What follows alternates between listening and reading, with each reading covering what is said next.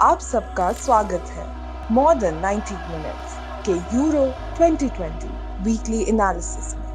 आशा करते हैं आपको ये एपिसोड पसंद आए। तो 2 राउंड 24 मैचेस और 9 दिन के बाद अब हम लोग आए हैं पहले मोर देन 90 मिनट्स के मैच रिव्यू पर। आप सबका बहुत बहुत स्वागत है जो हमें सुनेंगे देखेंगे। और मैं सबसे पहले स्वागत करना चाहूंगा मोर देन 90 मिनट्स के फाउंडर और मेरे अजीज दोस्त राजन का। राजन जी, तालियां बजा देते हम दोनों एक दूसरे के लिए, क्योंकि और कोई है नहीं बजाने के लिए। और मैं सारी टेक्निकल बातों पे आऊंगा। बहुत ही बेहतरीन कुछ मैचेस रहे हैं, लेकिन टेक्निकल बातों पे जाने से पहले मैं जानना चाहूंगा कि एंटरटेनमेंट पॉइंट ऑफ व्यू से राजन कितने मार्क्स देंगे 5 में से अभी तक के यूरो 2020 को आप? भाई 5 में से तो 2 या 3 मार्क्स भी नहीं बनते हैं, क्योंकि जनरली टूर्नामेंट्स जो होते हैं टूर्नामेंट्स में टीम्स जनरली डिफेंसिव ही खेलती हैं और बोरिंग गेम्स होते हैं। लेकिन कल थोड़ा मजा आया पोर्चुगल और जर्मनी के गेम में। थोड़ा बाँछें खिल गई दोनों टीमों की। ओन गोल्स पड़े 2 और 4-2 का फाइनल स्कोर था, तो मजा आया कल। अगला गेम भी बढ़िया रहा कल का, स्पेन और पोलैंड। पोलैंड का। हाँ, वो गेम भी अच्छा था। 1-1 पे स्पेन ने बहुत चांसेस छोड़े, मतलब स्पेन ने जितने और चांसेस स्पेन का छोड़े हैं। तूने स्पेन की जर्सी और पहनी है तो स्पेन का स्पेन की जिस बात हिसाब से करते हैं। ये टूर्नामेंट, हाँ, जिस हिसाब से स्पेन खेल रहा है, बहुत आपने बहुत ही बढ़िया उस पर शुरू करा। और स्पेन जो ग्रुप ई की पार्ट है और कल के मैच के बाद थर्ड पोजीशन पर चली गई है। मैं ये बिल्कुल मान सकता हूँ कि इस बार बहुत ही यंग टीम लुई एनरिके ने उतारी है। क्या आपको लगता है कि स्ट्रेटेजिक भी हो सकता है राजन, ये में ध्यान में रखते हुए कि शायद फ्यूचर की टीम बनाने की सोच रहे हो, तो इस टूर्नामेंट में यंगस्टर्स को ट्राई करना चाह रही है स्पेन? स्ट्रैटेजी तो अच्छी है ना। आप देखो, चांस तो बना ही रही है स्पेन। अब वो मोराता डी के सामने हक जा रहा है, तो उसमें आप कुछ नहीं कर सकते, है ना। तो तो इटली, और ये क्या कहते हैं, सॉरी, स्पेन की टीम जो है इस यूरो में यंगेस्ट टीम है। उनका एवरेज एज 23 पॉइंट समथिंग है। और जितने भी पुराने, मेरे ख्याल से ओल्ड गार्ड्स की अगर आप बात करो, सिर्फ डेया ही है। और वो भी खेल नहीं रहा है, वो भी स्टार्टिंग 11 में नहीं है। उसको भी डेया को रिप्लेस करके उनाई सिमोन को खिला रहा है वो। उनाई सिमोन कहाँ का है? इवन सिविला सर्जियो का है बुस्केट्स शायद। बाहर है। मैं तो एक और बहुत ही एक्सपीरियंस खिलाड़ी जो बाहर है, बार्सिलोना के लिए खेलते बट हैं, सर्जियो बुस्केट्स, उनको बट भी बाहर रखा है। बट बुस्केट्स तो कोविड की वजह से बाहर हुआ। हाँ, लेकिन अदरवाइज कल जैसे बाहर हाँ। बैठे रहते हैं, मेरे को राइट। लगता है कि शायद अब आगे के मैच में देखना बड़ा जरूरी होगा, क्योंकि स्पेन जिस शेप में इस वक्त लग रही है, चांसेस जरूर बना रही है, लेकिन जो फिनिशिंग है वो बिल्कुल भी अप टू द मार्क नहीं है स्पेन के। और स्पेन 2008, 2010, 2012 में अगर आप उस टीम को देखें तो वो एक अलग ही जनरेशन थी। और शायद लुई एनरिके में उसी किस्म का कुछ सोच होगी इस जनरेशन को फिर बनाने की।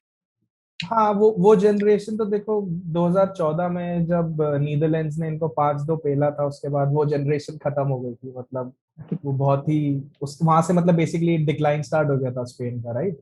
और हाँ, 2014 के बाद 16 और 18 तीनों टूर्नामेंट्स में उन्होंने बहुत डिसअपॉइंट किया। और फिर 18 में जो उनके साथ शुरू में ही हो गया था कि वो पहले दिन ही, टूर्नामेंट से एक दिन पहले कोच चेंज हुआ, ये सब हुआ। तो उसके बाद से जो स्पेनिश फुटबॉल में थोड़ा सा उन्होंने ड्रास्टिक स्टेप तो लिया है। एनरिके ने एकदम, क्या कहोगे, बिल्कुल ही नई टीम उतारी है और फ्यूचरिस्टिक टीम है बिल्कुल। बेसिकली। इस टूर्नामेंट को, मतलब देख के लग नहीं रहा कि इस टूर्नामेंट को टारगेट कर रहे हैं। उनका टारगेट नेक्स्ट 2 to 4 years का है, जिसमें एक अच्छी टीम बनाना है। और क्योंकि क्योंकि एनरिके है कतर तो, वर्ल्ड कप भी अगले साल अब आ ही रहा है, तो राइट, पता नहीं क्योंकि तब तक अपने आप को शेप में ला पाएगी कि नहीं।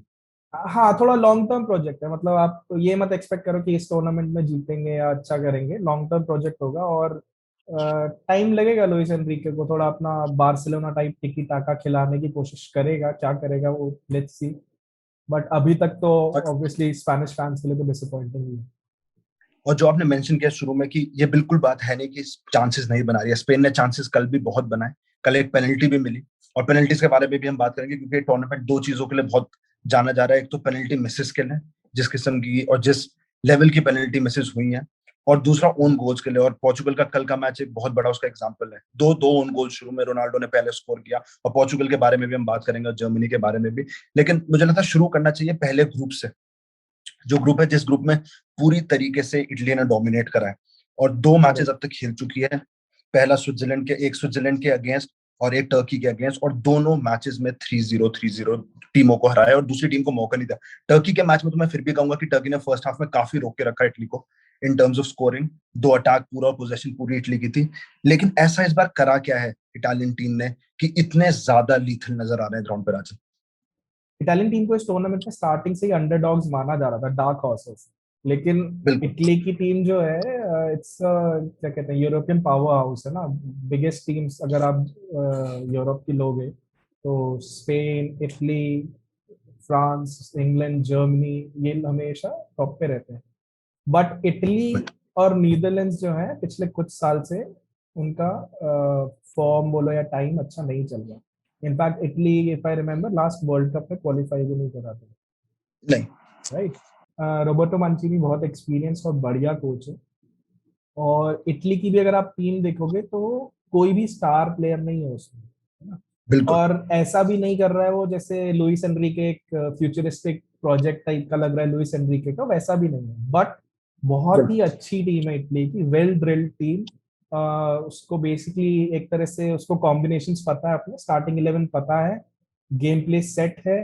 नहीं। वेराटी जो इनका क्या कहते हैं सेंट्रल मिडफील्डर था, वो खेल भी नहीं रहा है टीम में, जी राइट। और चीरो इमोबिले है, वेटरन स्ट्राइकर एक तरह से, ना यंग है ना, मतलब वेटरन ही है, ओल्ड ही है, बट उसको बिल्कुल भी अच्छे फॉर्म में है। और पहली बार इमोबिले जैसे प्लेयर्स जो है अपने डोमेस्टिक फॉर्म को इंटरनेशनल स्टेज पे एक्चुअली रेप्लिकेट कर रहे हैं। वरना इटली जनरली स्ट्राइकर्स या फ्लूइड फ्लो के लिए जानी नहीं जाती। इटली इज मोर बिल्कुल। Defensive pragmatic team.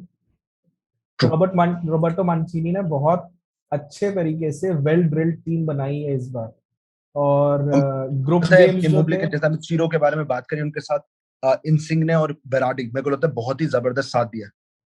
इंसिग्ने को देखा है टीम में कितना छोटा है, 5 फीट 4 इंच से भी छोटा लगता है वो। बहुत लेकिन ही उनका छोटा है, गेम हाँ। मेरे को लगता है कि इस बहुत ओहदे अच्छा, में सबसे बड़ा चल रहा है इस पे। राइट। नहीं, इंसिग्ने बहुत अच्छा खेल रहा है। इंसिग्ने का क्लब फॉर्म भी अच्छा रहा है पिछले 1-2 सीजन बिल्कुल। से।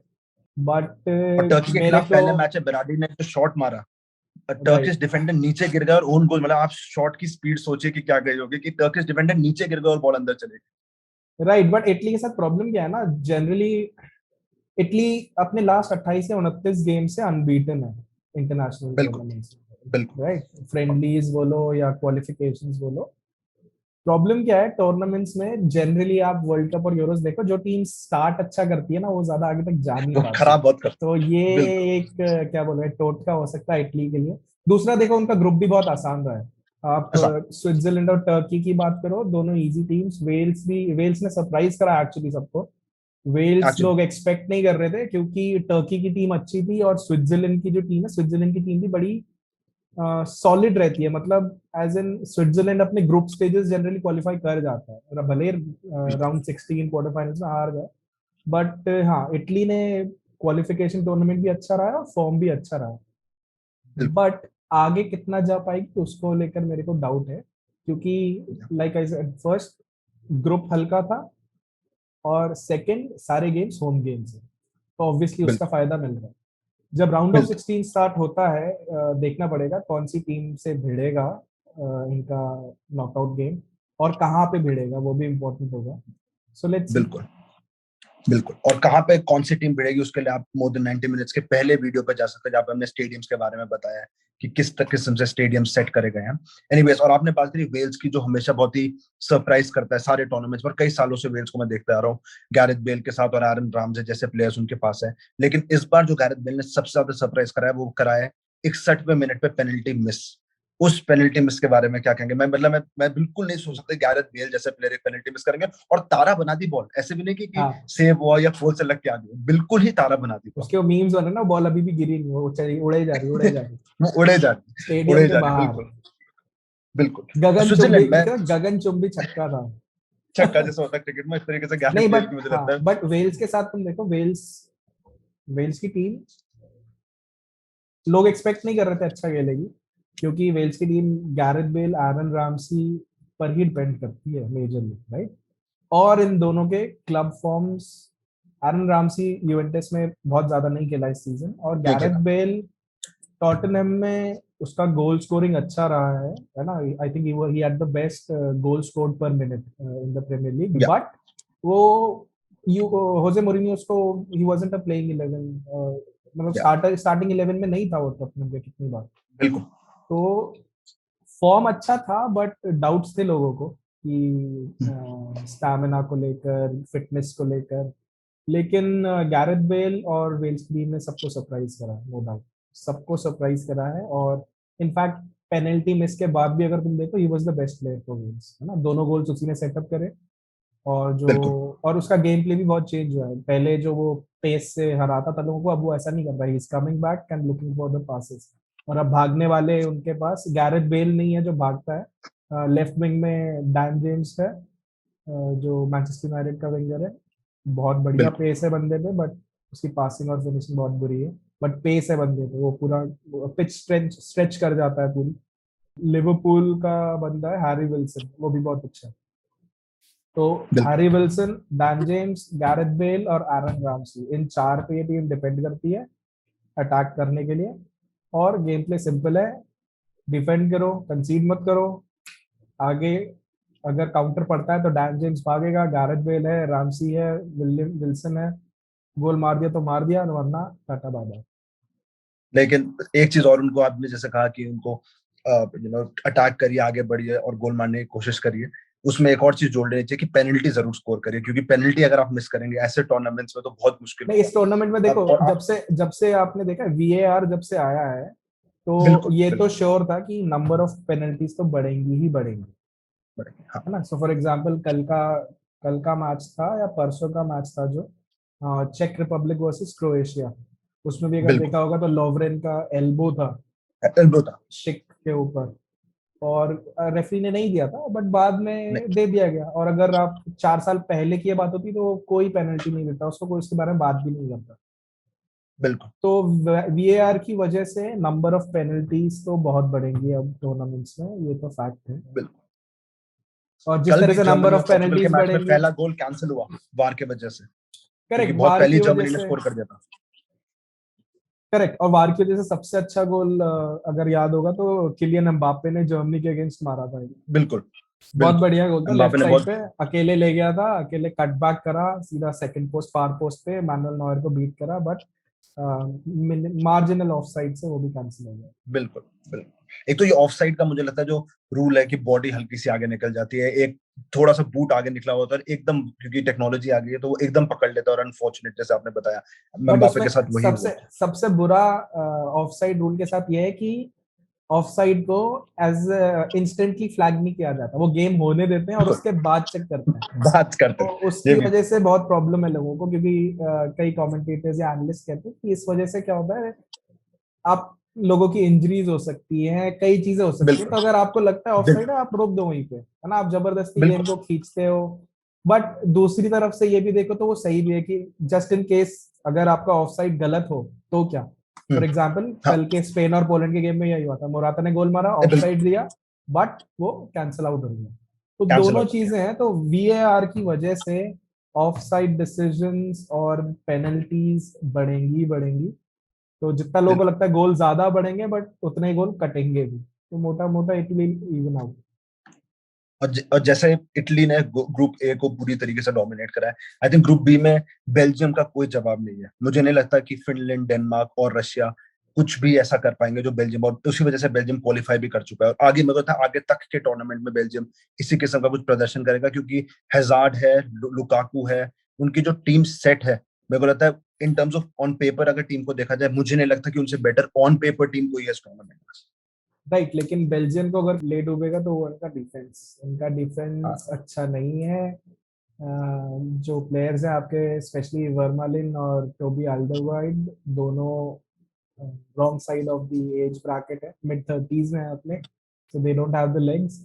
और जो यंग प्लेयर्स हैं उनके बोजाका और डेनायर, तो कल देखा ही होगा दूसरे मिनट में डेनायर की गलती से गोल पड़ा।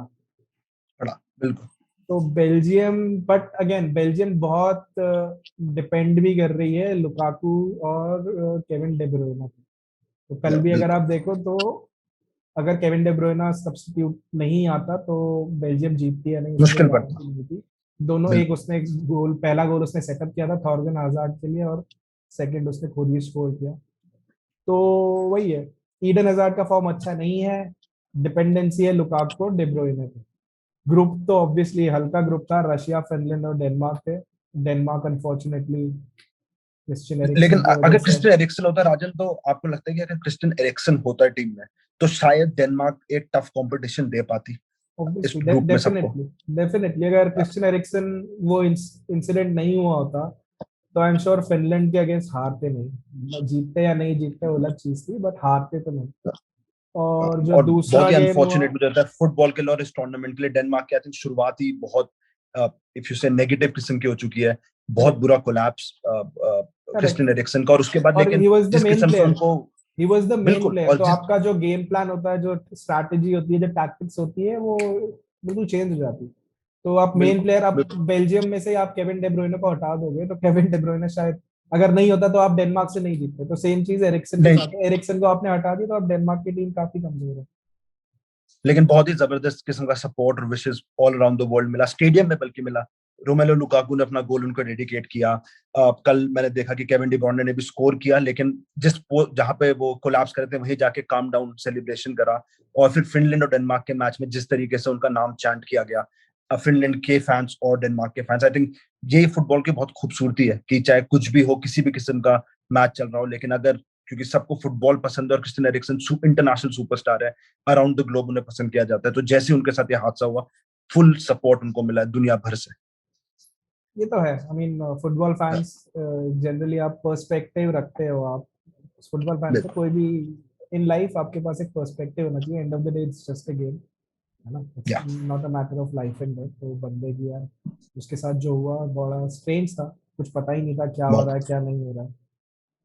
और बहुत ही बट अनफॉर्चुनेट न्यूज है कि शायद अब आगे ना खेल पाए अपने इस ऑब्वियसली स्थिति की वजह से, ना ये टूर्नामेंट और शायद फुटबॉल भी ना खेल पाए। आइए बढ़ते हैं अगले ग्रुप की तरफ राजन, जो शुरू में तो पता नहीं चल रहा था कि क्या होगा इस ग्रुप में, लेकिन बाद में नेदरलैंड्स ने जिस किस्म की परफॉर्मेंस दी है, अपने आप को क्वालिफाई करा है, नॉकआउट स्टेजेस में अपने आप को पहुंचा चुके हैं, 2 मैचेस खेले और दोनों जीता है।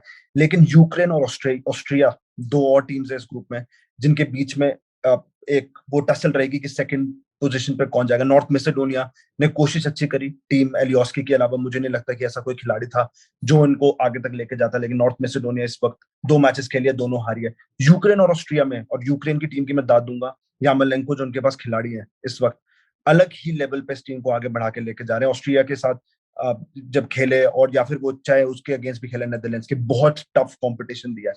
तो आपको क्या लगता है ऑस्ट्रिया और यूक्रेन में से कौन सेकंड पोजीशन पे ज्यादा चांसेस है क्वालिफाई करने के?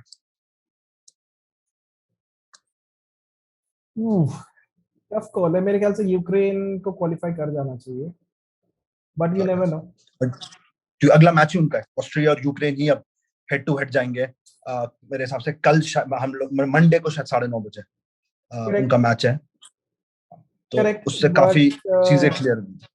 सही कह रहे हो, बट आप देखो दोनों के गोल डिफरेंस 0-0 है, ठीक है। बिल्कुल, गोल फॉर भी सेम है, गोल अगेंस्ट भी सेम है, करेक्ट। सब कुछ बिल्कुल ऑन पेपर एकदम सेम। हाँ, बट कहीं ना कहीं मेरे को लगता है कि Ukraine has a good team. I मेरे को लग रहा है यूक्रेन जाएगी। मेरे को लगता है यूक्रेन जीत जाएगी। लेकिन अगर यूक्रेन या ऑस्ट्रिया में से कोई जीतता है या नहीं, अगर ये ड्रॉ भी खेलते हैं, तो जो क्वालिफिकेशन का फॉर्मेट है जिसमें आप थर्ड, टॉप बिल्कुल 4 थर्ड प्लेस टीम्स भी आगे जाएंगी, उसमें से बिल्कुल मेरे को लगता है कि यूक्रेन और ऑस्ट्रिया दोनों ही नेक्स्ट राउंड तक जाएंगे, मेरे को ऐसा लग रहा जाएंगे, क्योंकि टीम ऑस्ट्रिया की भी बहुत जबरदस्त, डेविड अलाबा उनके पास है और बहुत ही बेहतरीन तरीके से बहुत बढ़िया लीडरशिप दिखाई है। है अभी तक ऑस्ट्रिया की, टूर्नामेंट में। करेक्ट, ऑस्ट्रिया की टीम अच्छी है। ऑस्ट्रिया की टीम में थोड़े बेटर नोन प्लेयर्स हैं, अगर आप ये बोलोगे तो, बिल्कुल है ना, बिल्कुल जैसे आपका अर्नॉटोविच हो गया और डेविड अलाबा है। तो ऑस्ट्रिया की टीम में प्लेयर्स अच्छे हैं, बट यूक्रेन की टीम में यारमालेंको के अलावा हमने शायद किसी का नाम नहीं सुना होगा। बट नहीं यूक्रेन हैज अ अभी गुड तक। सॉलिड टीम, एंड यूक्रेन भी अच्छी टीम मुझे है लगता है दोनों। कभी कभी बहुत सारे सुपरस्टार भी एक टीम में हो जाए तो वो भी प्रॉब्लमेटिक होता है, और उस करेक्ट सुपरस्टार जो कॉम्बिनेशन उसके बारे में हम बात करेंगे अगले ग्रुप में, क्योंकि अगले ग्रुप में ऐसी 2 टीम है जिनमें एक्चुअली अच्छे सुपरस्टार्स है, लेकिन दोनों टीम थोड़ा निराश किया इस बार टूर्नामेंट में। मैं बात कर रहा हूँ इंग्लैंड और क्रोएशिया की। दोनों टीम्स में प्लेयर बहुत अच्छे, लूका मॉड्रिच आपके पास, पेरिसिच वहां पे क्रोएशिया में। खैर इंग्लैंड की तो मैं बात ना ही करूं, क्योंकि हैरी केन, रहीम स्टर्लिंग, आप नाम लीजिए इंग्लिश प्रीमियर लीग के बड़े से बड़े खिलाड़ी को, और वो उस टीम में।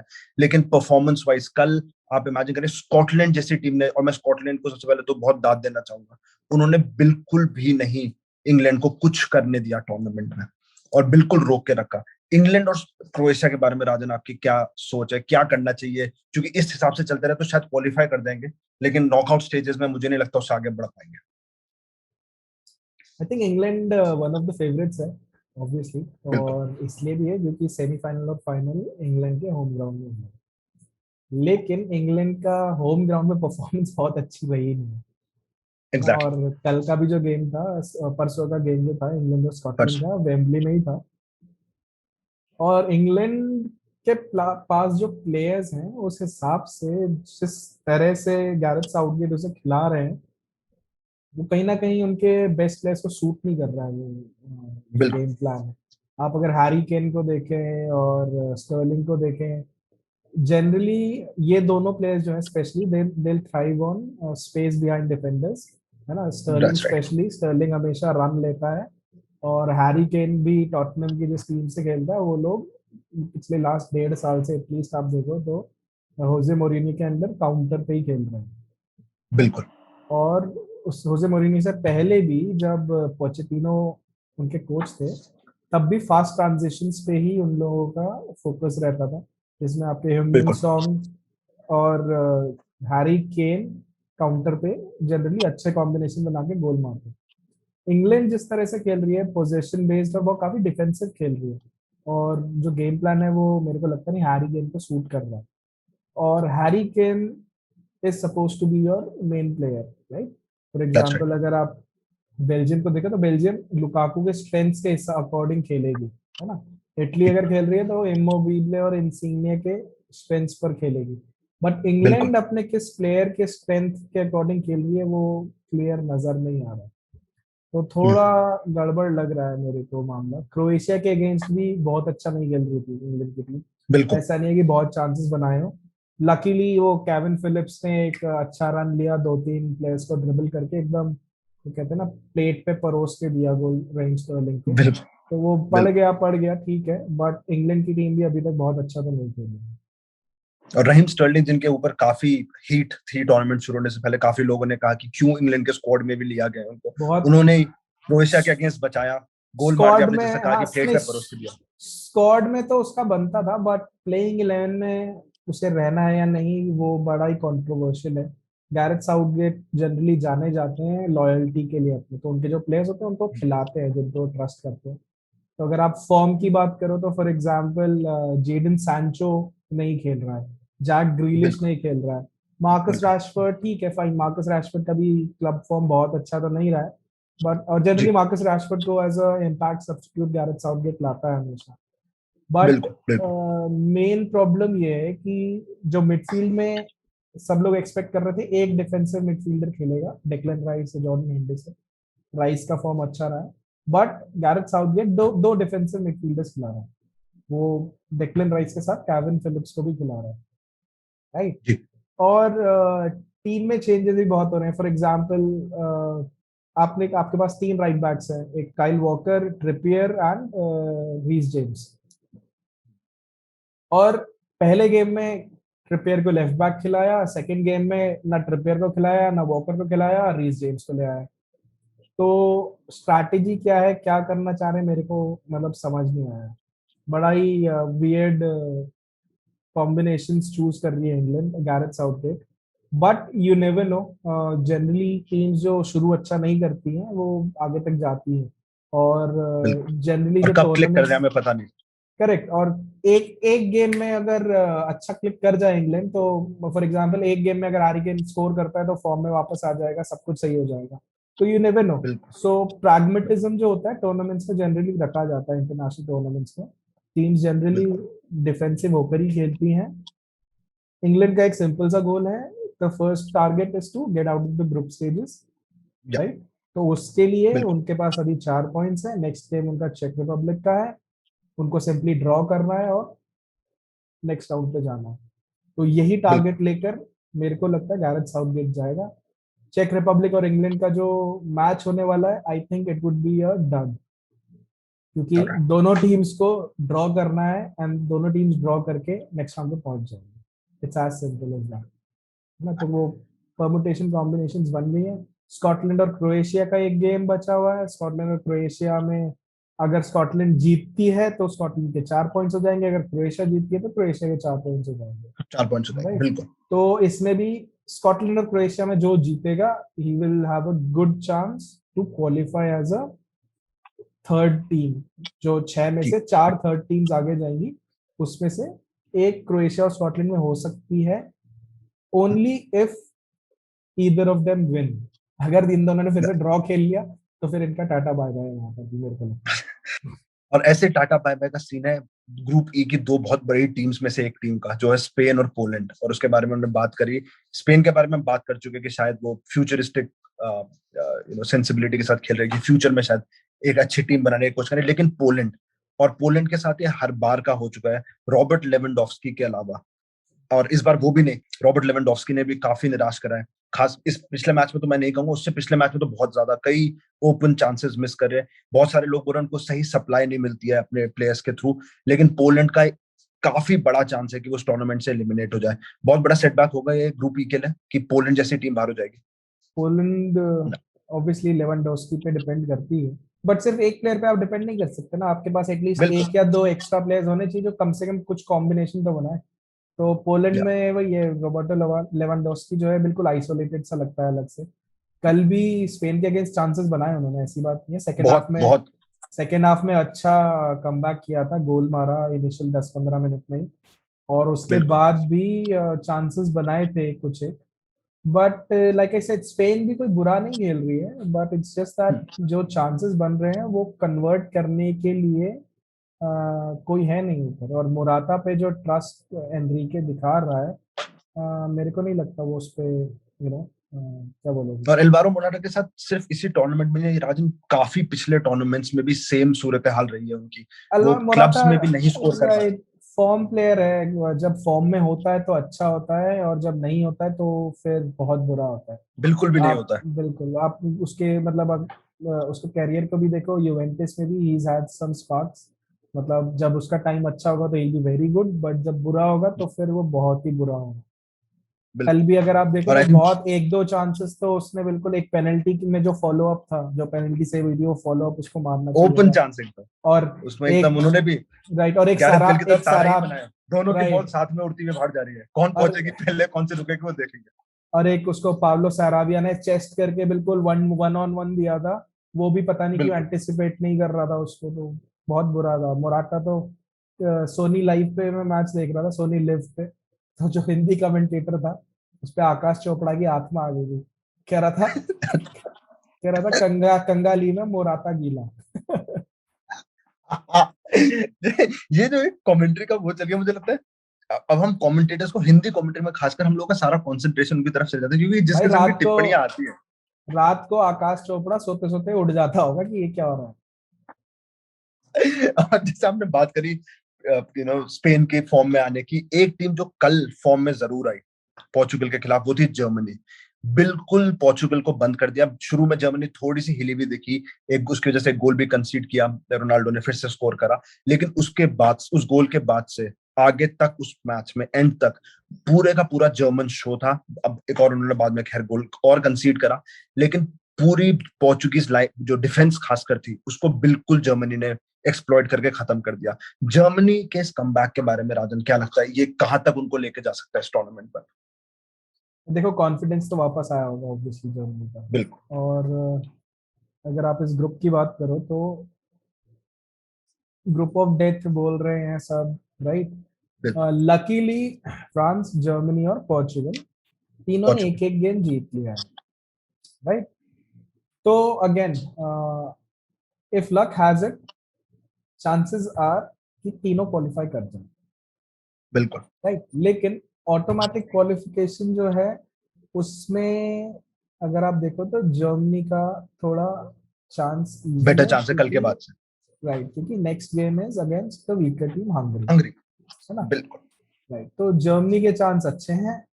फ्रांस ने थोड़ा सा फंसा दिया ग्रुप को हंगरी के साथ ड्रॉ खेलकर, तो राइट। बट देखो, अगेन फ्रांस को आप वो नहीं कह सकते, क्योंकि हंगरी का था वो होम गेम, तो फ्रांस जो है बुडापेस्ट में खेल रही थी, और हंगरी के पास बहुत जबरदस्त फैन सपोर्ट था, है ना। तो इस केस में चलो मान लेते हैं, कोई बात नहीं, एक अवे गेम हार गए हैं फ्रांस, और नेक्स्ट गेम पोर्चुगल से होगा, और वो भी बुडापेस्ट में ही है, और ड्रॉ करना है उनको, राइट। तो सबसे ज्यादा हैंडीकैप जो था इस बार था पोर्चुगल और फ्रांस दोनों के ऊपर एक हैंडीकैप है, क्योंकि जो बाकी टीम्स हैं ग्रुप की, जर्मनी और हंगरी, उनके जो गेम्स है वो होम गेम्स है और बिल्कुल इनके जो गेम्स है वो अवे गेम्स है, वही राइट। तो जर्मनी को कल अलियांज अरीना का फायदा मिला पहला बिल्कुल गोल खाने के बाद भी, और पोर्चुगल बहुत बुरा नहीं खेल रही थी, Portugal is playing very well, बिल्कुल है ना। और 4-2 जो हारे, 2 ओन गोल्स थे, ओन गोल्स में ऑब्वियसली जर्मनी अटैक कर रही थी, बट ओन गोल लकी भी होते हैं, आप डिफेंडर को बस अपना फुट इधर उधर करना होता है, फंस जाता है, मतलब बहुत फाइन मार्जिन हैं। और याद करना लास्ट ईयर 2016 यूरोज में भी पोर्चुगल ऑटोमेटिक ग्रुप से क्वालिफाई नहीं ए, करी थी। बिल्कुल नहीं करते, आखिर में जीती। हाँ, और बेस्ट ऑफ 5, मतलब बेस्ट थर्ड प्लेस टीम्स में से एक बन में के से वो एक आगे थी। गई थी और टूर्नामेंट जीती थी। तो मेरे को लगता है बिल्कुल पोर्चुगल ज्यादा वो परेशान नहीं होगी फ्रांस के अगेंस्ट, अगर ड्रॉ भी कर लेती है तो भी क्वालिफाई तो करी जाएगी। कर दे। तो आपके हिसाब से पोर्चुगल, जर्मनी, फ्रांस का ज्यादा चांस है ग्रुप एफ में, और ऑटोमेटिक स्पेन का? ऑटोमेटिक प्रमोशन जो होगा उसमें तो देखो फ्रांस ही, और इनफैक्ट ओके उल्टा, गोल्स फॉर की अगर आप बात करो, गोल डिफरेंस अगर आप देखो फ्रांस, जर्मनी और पोर्चुगल का सबका एक एक है, बिल्कुल करेक्ट। बिल्कुल फ्रांस अगर ड्रॉ करती है तो फ्रांस के ऑब्वियसली पॉइंट्स भी ज्यादा हैं, है ना, तो फ्रांस जी, तो क्वालिफाई करी जाएगी। फॉलो करेगी। राइट, जर्मनी अगर जीत जाती है, जो कि हर कोई एक्सपेक्ट करेगा हंगरी के साथ जीतने के लिए, बिल्कुल तो जर्मनी के 6 पॉइंट्स होंगे, है ना, और पोर्चुगल के 4 पॉइंट्स होंगे। और जनरली थर्ड प्लेस टीम के लिए 3 या 4 पॉइंट जो हैं, अगर 4 पॉइंट हैं थर्ड प्लेस टीम को, तो 98% चांस है कि आप क्वालिफाई कर जाओगे। और अगर तीन बिल्कुल पॉइंट्स हैं तो थोड़ा चांस कम हो जाता है, 50-50 हो जाता है, क्योंकि डिपेंड करता है और टीम और ग्रुप्स में भी। तो एक एक गेम पोर्चुगल जीत चुका है, मेरे को लगता है क्वालिफाई कर जाएगा नेक्स्ट मंथ। बिल्कुल बिल्कुल।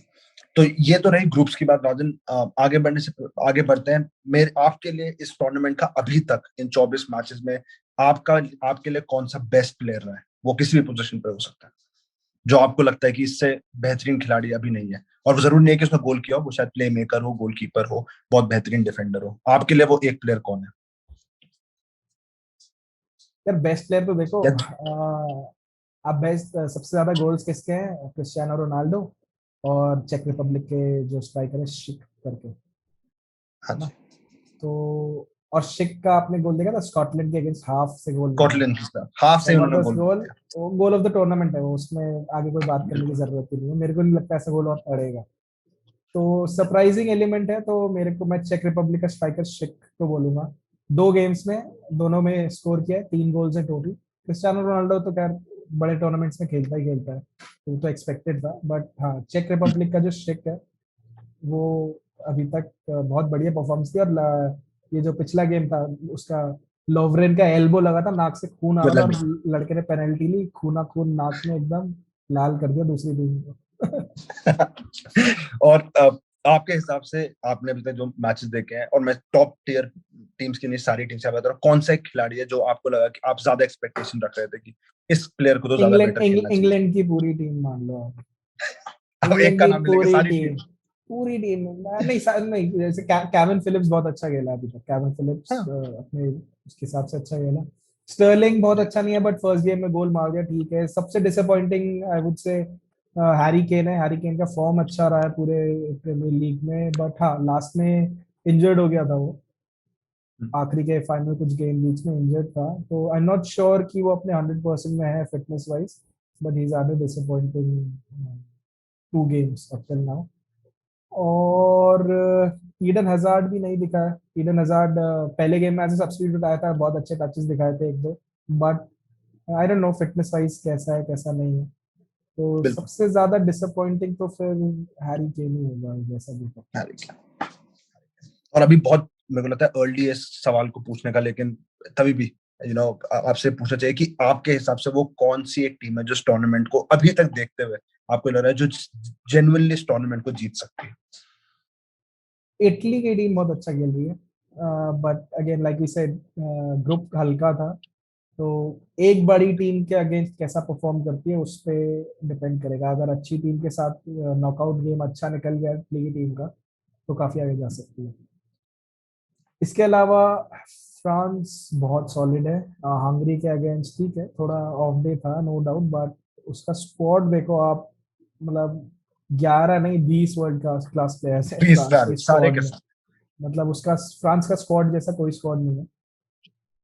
तो लेकिन फ्रांस का स्क्वाड मैंने देखा है हर साल ही अच्छा होता है, हर बड़े टूर्नामेंट में फ्रांस एज अ स्क्वाड अच्छा ही आती है। करेक्ट करेक्ट, लेकिन फ्रांस वो होता है कि फ्रांस के उसका प्लेयर्स केमिस्ट्री कभी कभी काम नहीं करती, लेकिन most of the time at least इस डेकेड में अगर हम 2000 से 1998 वो से देखते शुरू करें केमिस्ट्री तो मेजोरिटी टूर्नामेंट्स में अच्छा करा। वो केमिस्ट्री आपको लगती है काम नहीं करती है, क्योंकि आप एक्सपेक्ट करते हो कि इतने बढ़िया प्लेयर्स है तो 4-4 5-5 ट्रू, गोल से ये भी जीते, बात सच है। है ना। आप अगर आप उनका फ्रंट थ्री देखो तो करीम बेंजेमा, किलियन एम्बापे और एंटोइन ग्रीजमैन, ऐसा तो ऐसे तीन फॉरवर्ड्स कि आप है नहीं कंपेयर किसी के। किससे करोगे। ज्यादा ज्यादा रियल बिल्कुल। मैड्रिड में बीबीसी था, बेल बेंजेमा रोनाल्डो, उससे ही कंपेयर कर हाँ, सकते हो आप। तो इस बिल्कुल तरह का बिल्कुल। कॉम्बिनेशन आपको इंटरनेशनल नेशनल टीम में मिले ऐसा बहुत मुश्किल है। तो और फिर आप बैक मिडफील्ड में अगर देखो, पॉल पॉगबा और एंगोलो कांटे, वर्ल्ड क्लास प्लेयर्स। तो बिल्कुल फ्रांस हंसते की हंसते एंगोलो कांटे सबको, सामने वाली टीमों को रुला के रखते हैं, हमेशा वो चेहरे पर एक स्माइल रहती है। वो कहता है ना, एक बंदे खेलता है एक है, बट तीन की जगह लेके रखता है वो। बिल्कुल, तीन की जगह मेरे को लगता नहीं कि मिडफील्ड में और किसी खिलाड़ी की जरूरत पड़ती है फ्रांस को, क्योंकि तभी एंगोलो तो कांटे जो उनके ये पास है। N'Golo Kante is one of the reasons कि Paul Pogba plays better for France than Manchester United, absolutely, क्योंकि ये उसको बिल्कुल बात सच फ्रीडम है। मिलती है थोड़ा आगे जाने की, अपनी डिफेंसिव ड्यूटीज को हल्का सा इग्नोर करके वो आगे एक्सप्रेस करता है अपने आप को। बिल्कुल, जो बहुत जरूरी है। आई थिंक मुझे लगता है पॉल पॉगबा जैसे खिलाड़ी को जितना आगे करे, क्योंकि बहुत ही जबरदस्त खिलाड़ी है। और जब आपके पास, आपने जैसे मेंशन किया कि एंगोलो कांटे जैसे मिडफील्ड सपोर्टिंग मिडफील्डर हो, आपको ज्यादा टेंशन लेने की जरूरत नहीं है। बहुत बढ़िया। करेक्ट। तो इसके लेकिन अगर इटली और फ्रांस में से एक टीम चुननी हो राजन, को कौन सी टीम होगी जीतने के लिए? मेरे ये तो तो आपने दो फ्रांस नाम दिए, एक फ्रांस ही होगी अभी तक तो, क्योंकि जिसको फ्रांस का ग्रुप भी स्ट्रांग है। स्ट्रांग गेम्स होंगे, अगला गेम पोर्चुगल का होगा। अगर क्वालिफाई कर जाती है ग्रुप से, जो कि कर ही जाएगी लग रहा है, अगर हार भी जाती है बिल्कुल तो भी फ्रांस क्वालिफाई कर जाएगी, उसके पास 4 पॉइंट्स है। तो बिल्कुल। बड़े गेम्स पहले ही खेलनी है जर्मनी और पोर्चुगल से, अगर ग्रुप स्टेज के बाहर निकलती है तो France will have the best chance. 26 जून को शुरू होगा मेरे को तो नॉकआउट स्टेजेस, 9:30 बजे पहला मैच है। और उस 26 से लेकर वो पूरे का पूरा चलेगा 30 जून तक, और उसके बाद क्वार्टर फाइनल्स हमारे फ्राइडे से शुरू हो जाएंगे जो 2 जुलाई होगा। और फिर 11-12 तक तो हमें पता चली जाएगा किस टूर्नामेंट को कौन जीतने वाला है। राजन, बहुत बहुत धन्यवाद आपका।